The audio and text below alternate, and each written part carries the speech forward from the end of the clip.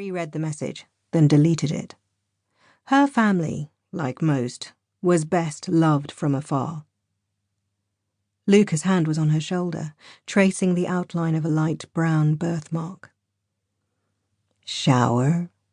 he asked, the word warm and hopeful between his lips and her skin. She shook her head. "You go ahead. I'll make coffee." He blinked and tried to pinpoint the exact moment he lost her, as if next time he could seize her before she fled too far, distract her, perhaps, with a stolen kiss or wicked smile. This time, it was already too late. He nodded softly, then stood and walked out. Zara lay back on her pillow, a trace of victory dancing grimly on her lips.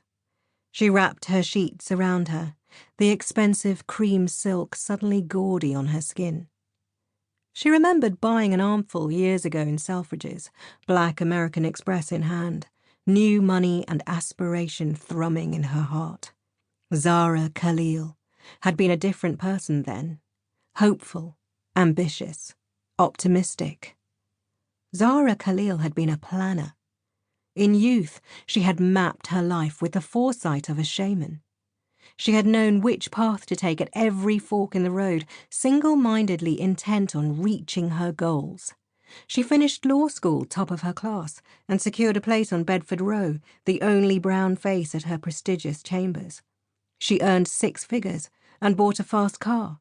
She dined at Le Gavroche and shopped at Lanvin and bought everything she ever wanted. But was it enough?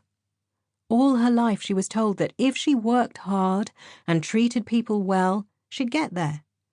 No one told her that when she got there, there'd be no there. When she lost her father 6 months after their estrangement, something inside her slid apart. She told herself that it happened all the time. People lost the ones they loved. People were lost and lonely, but they battled on. They kept on living and breathing and trying, but trite sentiments failed to soothe her anger. She let no one see the way she crumbled inside. She woke the next day and the day after that and every day, until a year later she was on the cusp of a landmark case. And then she quit. She recalled the memory through a haze, walking out of chambers, manic smile on her face, feeling like Michael Douglas and falling down. She planned to change her life. She planned to change the world. She planned to be extraordinary. Now, she didn't plan so much. It was a few degrees too cold inside Brasserie Chavot, forcing the elegant Friday night crowd into silk scarves and cashmere pashminas. Men in tailored suits bought complicated cocktails for women too gracious to refuse. Zara sat in the centre of the dining room, straight-backed and alone between the glittering chandelier and gleaming mosaic floor. She took a sip from her glass of Syrah, swallowing without tasting, then spotted Saffron as he walked through the door.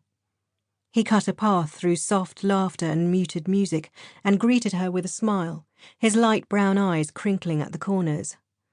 "Zara, is that you? Christ, what are you wearing?" Zara embraced him warmly. His voice made her think of old paper and kindling, a comfort she had long forgotten. "They're just jeans," she said. "I had to stop pretending I still live in your world." "Just jeans?" he echoed. "Come on. For 7 years we pulled all-nighters and not once did you step out of your 3-inch heels." She shrugged. "People change." "You, of all people, know that's not true." For a moment he watched her react. "You still square your shoulders when you're getting defensive. It's always been your tell." Without pause for protest, he stripped off his merino coat and swung it across the red leather chair, the hem skimming the floor. Zara loved that about him. He'd buy the most lavish things, visit the most luxurious places, and then treat them with irreverence.